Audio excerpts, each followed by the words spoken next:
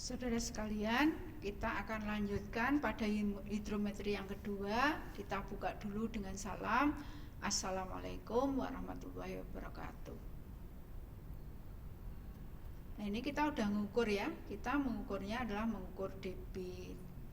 Jadi di dalam pengukuran debit itu ada kriterianya sendiri ya. Jadi kenapa tadi kita memilih pada penampang yang lurus itu agar supaya kriteria pertama di dalam pengukuran debit ini tercapai.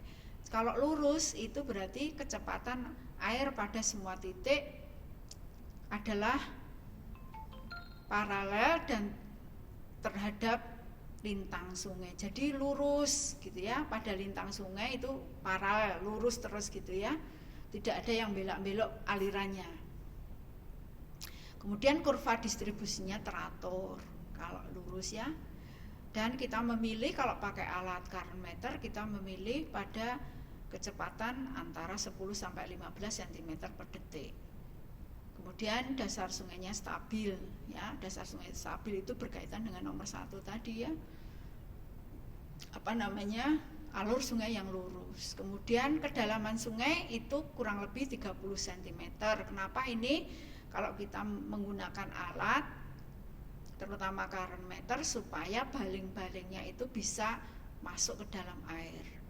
Dan tidak boleh ada limpasan dari sungai saat banjir. Jadi kalau yang sudah lewat dari kapasitas sungai berarti itu tidak sesuai untuk mengukur debit. Kalau sudah di luar itu berarti sudah berlebihan, maka ini sudah banjir, menjadi banjir genangan, bukan banjir di dalam sungai.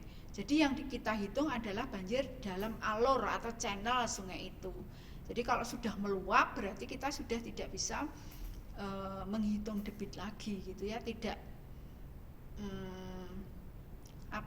tidak memenuhi persyaratan dan tidak boleh ada tetumbuhan di dalam sungainya gitu ya. Nah, ini yang sebelah kiri ini adalah gambaran-gambaran bagaimana cara kita mengukur kecepatan aliran gitu ya. Kalau menggunakan current meter gitu, bisa langsung masuk ke dalam sungai atau melalui perahu kalau sungainya lebar, atau melalui jembatan, atau sangat lebar itu berarti pakai kereta gantung ya. Nah, apa itu debit?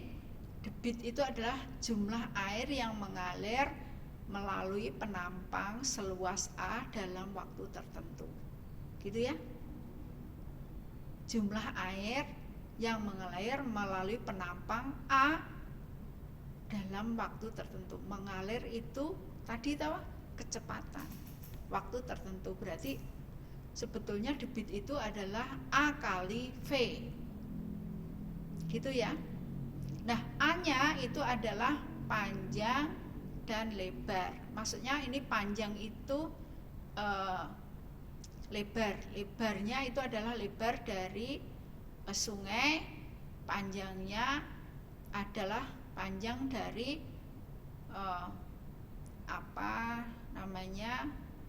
lebarnya itu adalah lebar, bisa lebar alur ya. Panjangnya itu adalah panjang alur yang kita akan ukur gitu ya, dari hulu ke hilirnya kan pada panjang tertentu. Nah, V tadi udah kita sampaikan, L panjang alur dibagi dengan waktu. Nah, dalam hal ini satuannya panjang, lebar itu meter-meter, kemudian lebar juga meter, maka M-nya ada 3. Nantinya berarti debit itu meter pangkat 3 dibagi detik. Berarti apa? Meter kubik per detik. Atau dalam satuan kubik per feet, CSF, atau liter per detik. Kalau debitnya kecil berarti tidak menggunakan meter kubik tapi liter per detik ya. V-nya kecepatan aliran, A-nya adalah luas penampang. Nah, pengukuran debit ini harus memperhatikan keadaan aliran sungai, besar kecilnya sungai. Nah, dalam pengukuran debit yang diukur adalah satu penampang basah. Ya, ini bisa menggunakan mid section method atau min section method. Kemudian kecepatan rata-rata itu menggunakan current meter atau menggunakan pelampung.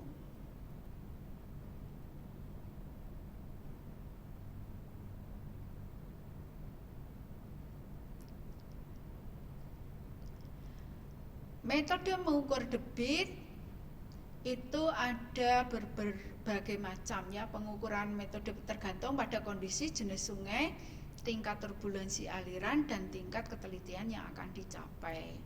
Jadi satu pakai velocity area method, yang kedua slope area method. Velocity itu current meter ya, atau pakai pelampung. Slope area menggunakan rumus hidrolika, dilution pakai menggunakan larutan, bangunan air memanfaatkan bangunan, kemudian volumetric method menggunakan wadah yang berisi ukuran volume tertentu. Ada 5 ya. Velocity area method, velocity. Berarti ini kita melihat kecepatan ya, ini ya didasarkan kecepatan aliran pada alur yang sama arah horizontalnya maupun vertikalnya. Kenapa tadi yang lurus? Maka kita memilih gambar yang A ini sebetulnya yang kita inginkan ya. Yang gambar pada grafik A. Jadi kecepatan aliran dari atas ke bawah itu semakin ke atas itu semakin cepat. Yang paling cepat itu ada di atas permukaan. Atas bagian tengah itu adalah merupakan kecepatan yang paling tinggi. Makin ke bawah kecepatannya makin rendah. Maka grafiknya adalah seperti ini. Nah, yang paling ideal adalah yang A gitu ya. Nah, kecepatan aliran pada tepi alur tidak sama dengan di tengah, dan kecepatan aliran dekat permukaan air tidak sama dengan kecepatan di dasar. Kenapa? Kalau di dasar itu ada gaya gesek dengan dasar sungainya atau material sungainya. Tapi kalau yang di atas tidak ada material, maka tadi tidak boleh ada pepohonan ya, pohon yang hidup di dalam air itu nggak boleh ada, karena akan mengganggu proses mengukur kecepatannya. Pada prinsipnya adalah pengukuran luas, penampang basah, dan kecepatan aliran ya. Jadi velocity area method itu satu mengukur luas, penampang basah, dan kecepatan. Velocity itu kecepatan, area itu luas. Kemudian kecepatan merupakan jarak yang ditempuh dalam waktu tertentu gitu ya. Penampang basah diperoleh dengan mengukur lebar permukaan air dan pengukuran kedalaman dengan tokat pengukur atau kabel pengukur pakai mid section method dan min section method. Kecepatan aliran dapat diukur dengan current meter atau metode apung. Nah, ini contoh current meternya gitu ya. Jadi current meter untuk mengukur kecepatan gitu ya. Nah, ada yang tipe cup, ada yang tipe propeller. Nah, ini adalah tipe yang atas itu cup ya, mangkok. Yang kuning ini yang propeller gitu.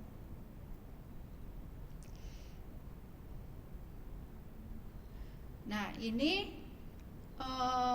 cara pengukurannya ya, tergantung dari untuk kecepatan menggunakan current meter itu V sama dengan A kali N plus B. Nah, A dan B itu konstanta alat. Ini kita bisa melihat di kotak dari current meternya. N itu jumlah putaran dari baling-balingnya, D kedalaman, S itu permukaan, B dasar sungai, V kecepatan aliran. Jadi ini sangat tergantung dari kedalamannya ya. Ini tabelnya bisa dilihat.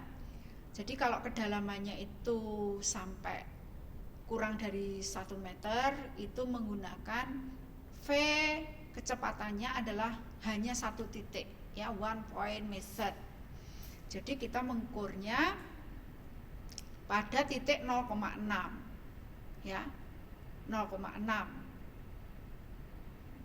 Nah, 0,6 itu berarti kedalamannya berapa gitu ya, misalnya 10 berarti 0,6, misalnya kedalamannya itu 10,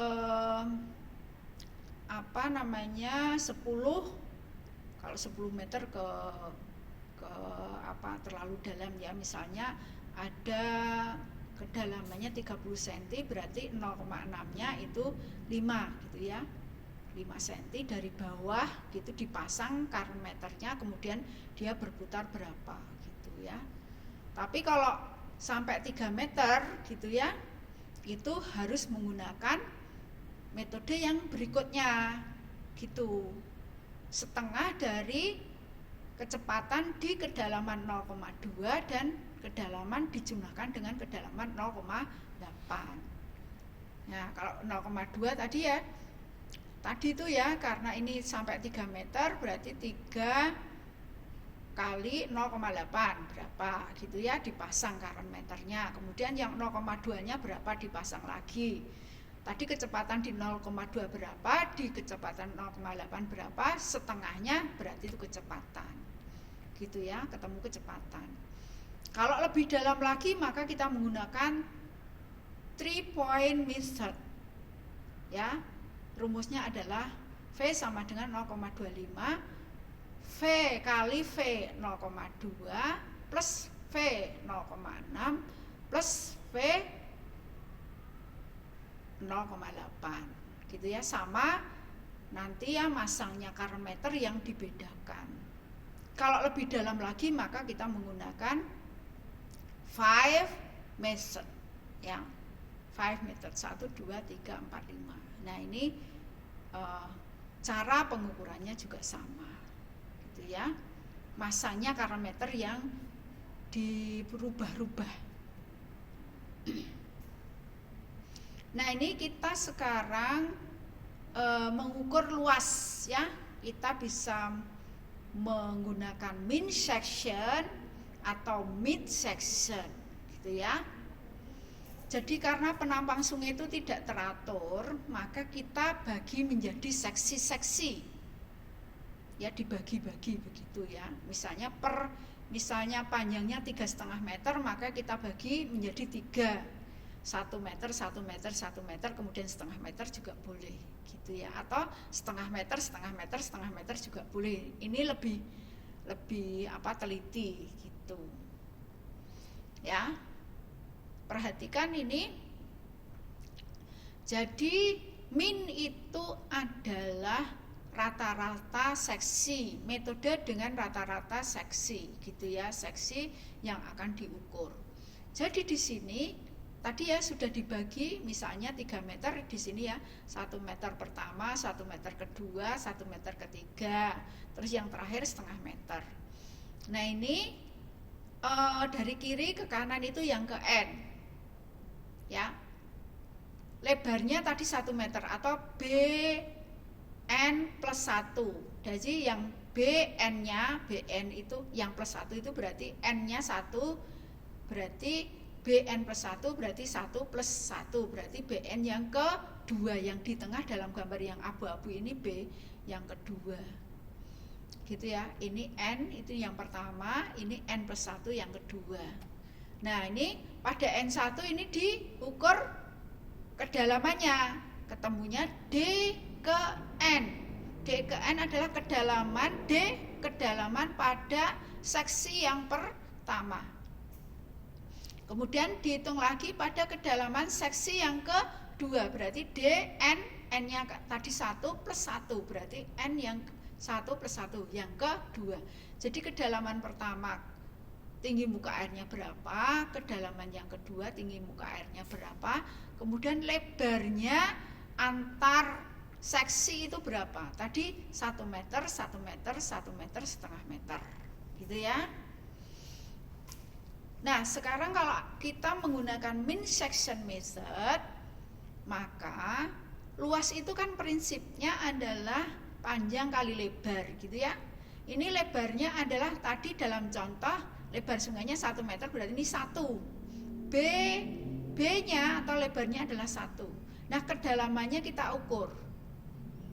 Nah Kedalaman kita ukur. Nah, ini D yang pertama itu kedalamannya berapa? Ya. Kemudian D yang kedua kedalamannya berapa? Nah, rata-rata kedalaman itu berarti D yang pertama ditambah D yang kedua dibagi 2. Nah, kemudian karena luas maka dikalikan dengan BN plus 1. Kenapa BN plus 1? Karena yang kita ukur adalah di sini. Kalau yang di sebelah kiri berarti kita mengukur B yang ke N atau B yang pertama. Berarti luasnya adalah kedalaman yang mengapit seksi gitu ya, DN plus 1 dibagi 2 dikalikan lebar dari seksi gitu ya. Nanti akan ketemu luas pada seksi itu. Nah, gimana kalau yang sebelah sini, yang sebelah kiri ini? DN ke 0 berapa? Berarti 0. DN pertama berapa? Berarti sama dengan tadi DN tadi ya. Berarti DN 0 0 tambah DN 1 tadi berapa? Dibagi 2 dikalikan lebarnya. Lebarnya tadi berapa? Contohnya 1. Berarti 1 kali DN 0 ditambah DN yang ke DN gitu ya. Berarti DN ini bagi 2, maka ketemu luasnya gitu ya. Nah, kemudian dikalikan, nah ini baru luas yang seksi ini gitu. Nah, Q-nya berapa yang ini gitu. Berarti tinggal mengalikan V yang di kedalaman N ini, di titik seksi N ini gitu ya. Ini V-nya berapa dipasang, current meternya V-nya berapa gitu ya. Yang N plus 1 ini V-nya berapa, pasang current meter. Nah, dibagi 2 dikalikan AN-nya, maka ketemu debit pada seksi yang abu-abu gitu. Kalau yang sebelumnya berapa? VN-nya, V0-nya 0. Nah, VN satunya di sini tadi udah dihitung, bagi 2 dikalikan luasnya yang ini gitu, dan seterusnya. Berarti nanti luasnya itu adalah A ke 1 A ke 1 ini, kedua, ketiga sampai yang terakhir ya, ditambahkan dikalikan dengan kecepatan rata-ratanya. Jadi nanti ada Q1, Q2, Q ke N, ketemu Q seluruh sungai. Nah, ini kalau pakai min section method ya. Jadi yang dibagi 2 apa? Kedalaman yang mengapit seksi yang kita ukur. Kemudian yang kedua adalah pakai mid. Mid itu tengah-tengah. Section method. Jadi yang tadi itu dibagi 2 lagi. Yang di sini itu adalah seperti ini. Jadi kan tadi ini sebetulnya sama gambarnya ya. Cuman di sini itu lebarnya yang dibagi 2 gitu. Nah, BN-nya dibagi 2. Ini BN pertama, ini BN kedua, BN ketiga. Nah, B-nya itu yang dibagi BN gitu ya, ditambah BN plus 1, lebar yang kedua dibagi 2 di kedalaman DN yang ada di tengah-tengahnya ini. Di antara lebar yang di sini tadi ya. Nah, tidak D-nya yang dibagi 2, tapi B-nya yang dibagi. Gitu. Kali DN-nya yang di sini, yang di tengah-tengahnya. Maka namanya mid section. Jadi mid-nya itu adalah kedalaman di antara gitu ya 2 seksi. Nah, ini monggo Anda nanti bisa memilih pakai min section method atau pakai mid section method. Tapi kalau saya menyarankan agak lebih mudah yang pakai min ya, section method. Kemudian bagaimana cara perhitungannya untuk yang mid? Itu sama ya, seterusnya itu masing-masing gitu ya, debit itu pada Q1, Q2, Q yang ke N itu dijumlahkan maka ketemu debit gitu. Nah, contohnya adalah pada seperti tabel ini gitu ya. Jadi ini adalah lebarnya gitu, ini pada seksi ke 0. Lebarnya 0, kedalamannya 0, pasti ya dalamnya kincir 0, berarti kita nggak mengukur. gitu. Terus yang pertama lebarnya 1, kedalaman sungainya, nah, kedalaman sungainya tadi berapa? 0,6 gitu ya. Ini 1 titik 0,6. Kemudian kedalaman kincirnya berarti pada kedalaman 1,01, jumlah putarannya 64, waktunya 30 detik. Nah, kecepatan pada titiknya itu 0,53. Maka rata-ratanya ini ya, rata-ratanya 0, yang ini 0,53. Luasnya dihitung, ketemu debit gitu ya. Nah, ini pakai ini 1 titik, yang ini 2 titik. 2 titik berarti tadi pakai yang 0,2 sama 0,8 gitu ya. Nah, ketemunya ini. Ya, ini ya, diperhatikan. Yang 0,2 jumlah putarannya pada titik 0,2, kincirnya dipasang pada 0,1, putarannya 64, waktunya setengah menit pada titiknya gitu ya. Kecepatan pada titik itu 0,51 gitu ya. Kemudian titik yang kedua itu dipasang di 0,8 kan tadi, ketemunya kedalaman kincirnya dipasang di 0,25, jumlah putarannya 51, kemudian waktunya 30 menit, kemudian pada titik itu kecepatannya 0,54, rata-ratanya 0,48 dikalikan dengan luas, ketemunya ini, dan seterusnya gitu. Nanti kalau sudah sampai di ujung maka ketemu semuanya adalah ini gitu ya. Ini adalah contoh yang pakai current meter gitu ya. Ini contoh yang pakai current meter itu. Untuk kecepatan dari current meter itu akan terpasang di kotak current meternya ya, di kotak alatnya gitu.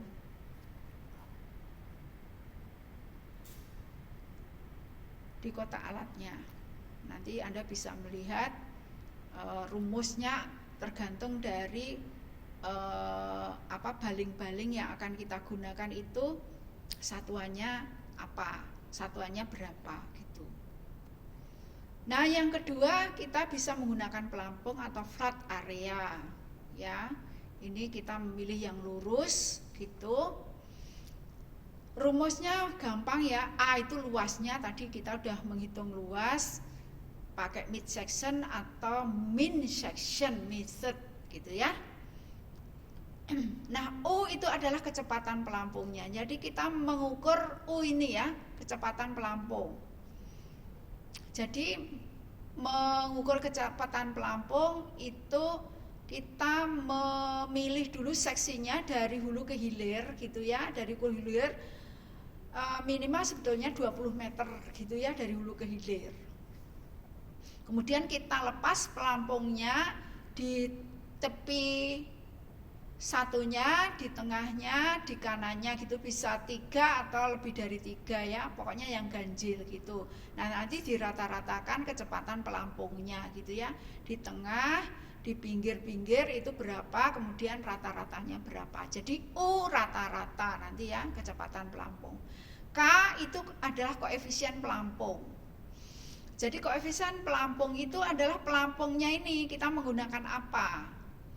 Ya, kalau kita yang menggunakan yang tegak seperti ini, maka koefisiennya itu adalah H/D gitu ya. K itu sama dengan rumusnya pakai ini. Kemudian tapi ada alfanya. Alfanya ini adalah H/D. H itu apa?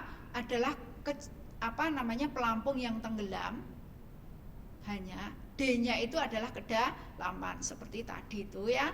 H/D, alfa ini masukkan ke K, maka ketemu K-nya. Berarti Q-nya adalah A kali K. K itu adalah koefisien pelampungnya. Kenapa kok ada koefisien pelampung? Karena ada gaya gesek antara pelampung dengan air gitu ya. Nah, ini tergantung dari perjalanan dari pelampungnya. Kalau dasarnya itu kasar, pelampungnya kan naik turun gitu. Tapi kalau dasarnya halus dia lancar, maka dihitung koefisien pelampungnya. Nah, K-nya dimasukkan ke sini. Nah, gitu ya. Nah, kemudian pakai yang ketiga adalah slope area method. Diukur secara tidak langsung menggunakan rumus hidrolika air. Hidrolika air itu dari Cesi dan Manning, ya. Cesi dan Manning. Nah, rumus Manning. Jadi antara Cesi dan Manning itu yang paling banyak digunakan adalah rumus Manning. Tapi kita bisa juga menggunakan rumus yang Cesi. Nah, ini notasinya adalah Q sama dengan A kali V. V-nya sendiri adalah, ini V-nya ya, seper N. N itu adalah kekasaran dari Manning. R itu adalah radius hidrolik A per P, ya, A per P. P itu perimeter basah, ya. S itu adalah kemiringan dari sungai, ya, kemiringan alur gitu. Jadi kemiringan radius hidrolik gitu ya. Jadi sebetulnya muka air itu dari hulu ke hilir beda. Jadi kedalaman di hulu, ya, kedalamannya berapa, di hilir setelah 20 meter di hilirnya berapa, terus kedalaman yang besar atau dalam hal ini B dikurangi kedalaman yang kecil dibagi alur pengukuran atau panjang dari alur pengukuran atau L. Nah, ini adalah slope-nya, ya, masukkan di sini. R-nya adalah A per P. A-nya itu adalah luas penampang basah yang tadi kita mengukur pakai mean section method atau mid section method. P-nya adalah perimeter basah. Perimeter basah itu adalah alur sungai yang yang dibasahi oleh air. Jadi yang ini, yang merah ini. Nah, gimana ini ngitungnya? Nah, ini ngitungnya adalah dari pengukuran mid section method itu diplotkan di dalam kertas milimeter, kemudian digambar lagi, kemudian karena ini tidak sistematik bentuknya, maka nanti ini diukur pakai benang, kemudian kali skala penggambaran, maka akan ketemu panjang, ya, panjang dari perimeter basahnya gitu ya. Tapi kalau seperti saluran irigasi itu bisa diketahui lebarnya berapa, panjangnya kedalamannya berapa. Berarti kalau alur irigasi yang bentuknya persegi panjang itu jumlah kedalaman pertama tambah lebar, kemudian jadi dalamnya itu kan ada kiri kanan, ya. Jadi perimeter basah ini kan ada kiri ada kanan. Berarti kalau kotak gitu berarti kedalamannya ada dua sisi. Sisi pertama, sisi kedua dijumlahkan tambah lebar. Nah, itu perimeter basah. Gitu ya. Nanti dimasukkan sini. N-nya itu nanti dilihat dari tabel rumus kekasaran Manning. Kemudian kalau rumus Cesi itu Q sama dengan A, itu prinsipnya A kali V, ya. V-nya dari Manning itu V dari Manning itu sama dengan C akar RS. Berarti Q-nya adalah A kali C akar RS gitu, ya. Nah, A-nya luas, R-nya tadi udah tahu, radius hidrolik, S-nya adalah kemiringan hidrolik, C-nya adalah kekasaran Manning, R per N. N ini adalah tadi kekasaran dari Manning. Ini kekasaran Cesi. Ini kekasaran Cesi masukkan di sini dari kekasaran Manning. Begitu. Nah, ini adalah tabel koefisien kekasaran Manning, ya. Jadi kan kekasaran Manning itu nanti dilihat material dasar, tingkat ketidakseragaman saluran, variasi penampang melintang, ada berapa ini? 1, 2, 3, 4, 5 ya. Ada 5. Masing-masing N-nya berapa. Kemudian tadi udah ada rumusnya untuk kekasaran Manning ya. Kekasaran Manning N sama dengan N1 plus N2 plus N3 plus N4 kali N5.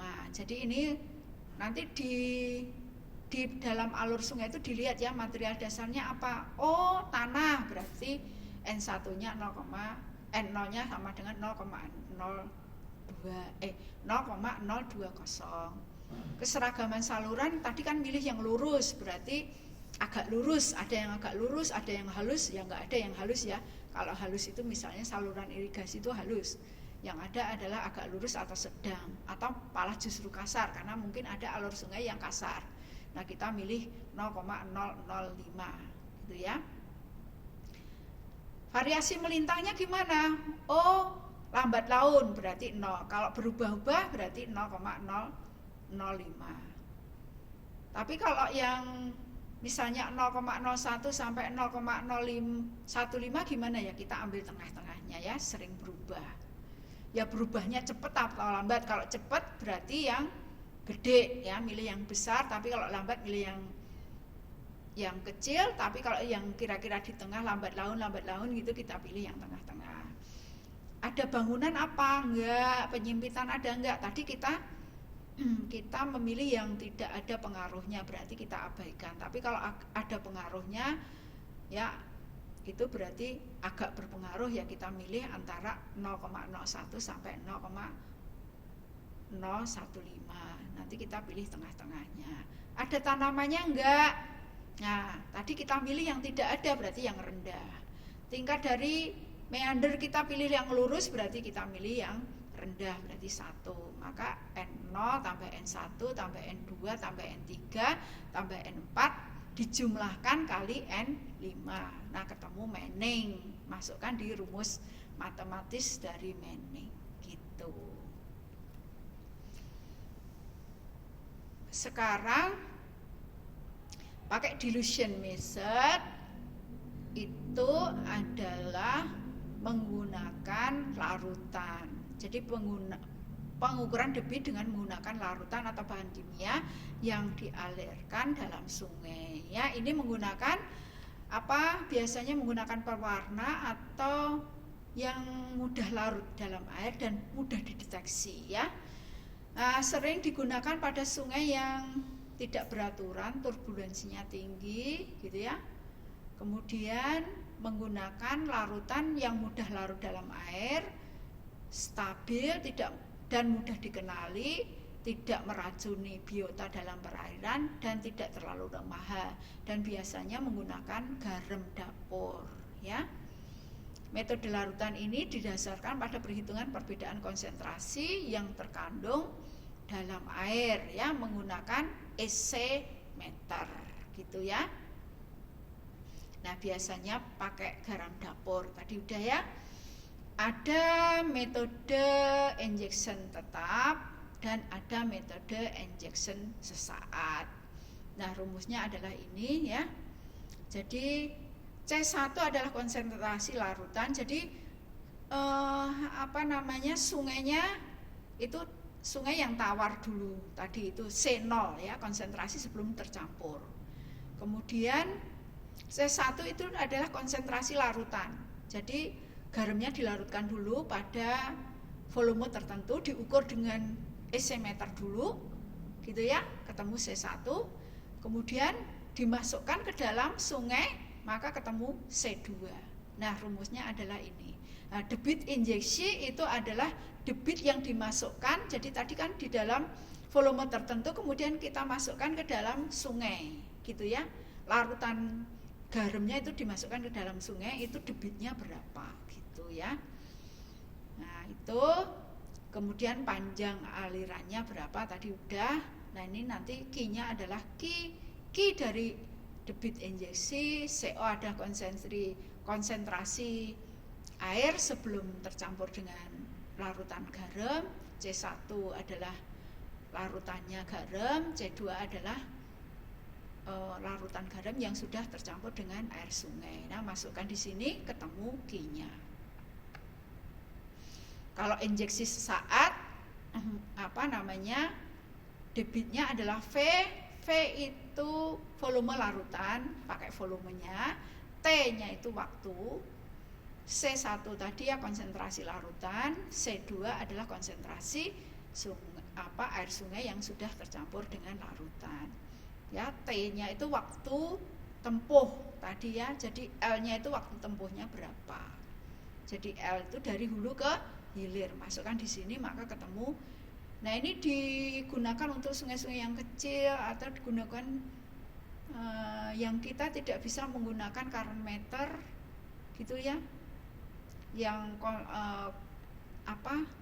turbulensinya jadi bergolak gitu ya, airnya kemudian sempit gitu, kita menggunakan dilution gitu ya. Nah, ini adalah perbandingan alat pengukuran ya. Ini pakai pelampung, pakai pengukur arus current meter tadi, pakai bandel, pakai pelacak dilution, pakai sekat gitu ya. Nah, ini kalau di sini ada tipenya ya, ada tipe kecil, sedang dan besar. Kalau aliran yang kecil itu yang sesuai adalah pakai dilution ya di sini ya, dilution. Jadi kalau pakai pengukur arus nggak cocok.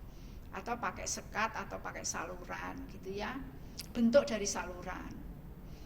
Tapi kalau pakai yang tipe sedang itu yang sesuai adalah pakai current meter, pakai pelampung, pakai bandul gitu ya. Kalau yang ini agak sesuai ya, pakai pelacak atau sekat.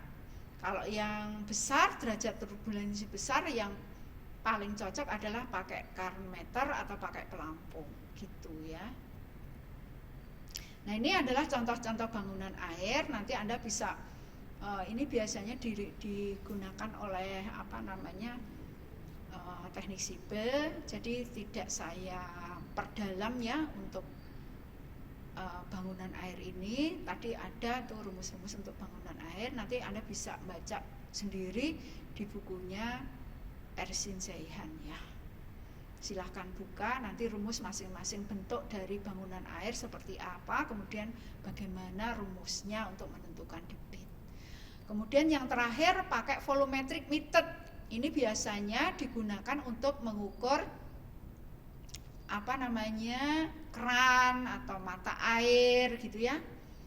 Nah, yang digunakan adalah volumetric, itu adalah tempat yang sudah kita ketahui volumenya gitu ya, tempat yang sudah kita, misalnya ember yang besar itu volumenya berapa, jadi kita ukur dulu embernya, dicoba volumenya berapa, kemudian terisi oleh air itu memerlukan waktu berapa menit gitu. Jadi volume per waktu itu adalah debit ya. Jadi ini digunakan untuk mengukur debit pada mata air atau saluran irigasi ya. Alat yang dibutuhkan adalah wadah yang terdapat ukuran atau volumenya. Jadi kalau kita belum diketahui ukurannya, tadi itu diukur dulu ya, pakai literan gitu. Embernya besar atau embernya kecil ya. Kemudian pakai stopwatch, memerlukan waktu berapa detik. Nah, ini nggak boleh satu kali ya, beberapa kali untuk mengukurnya. Jadi volume per waktu itu adalah debit. Nah, ini volumetric method biasanya digunakan untuk tadi itu ya, mata air, saluran irigasi gitu, yang kecil ya, yang tersier bukan yang primer. Kalau primer kan saluran irigasinya besar. Ini yang kecil-kecil, saluran irigasi yang kecil-kecil, atau mungkin pembuangan limbah gitu-gitu ya. Itu pakai volumetric method gitu. Nah, ada 5 cara untuk mengukur debit. Nah, ini nanti ada contoh-contoh soalnya gitu ya. Nah, Anda bisa melihat modulnya gitu ya, melihat modulnya untuk masing-masing teori-teori yang sudah saya berikan gitu. Ini sekali lagi harus membaca buku dari Ersin Zaihannya ya. Kemudian nanti boleh baca bukunya, atau Anda boleh browsing juga dari soal-soal yang ada juga boleh gitu. Oke, sekian dulu dari saya. Terima kasih atas atensinya. Kita akhiri sekian dulu. Saya tutup dengan salam. Assalamualaikum warahmatullahi wabarakatuh.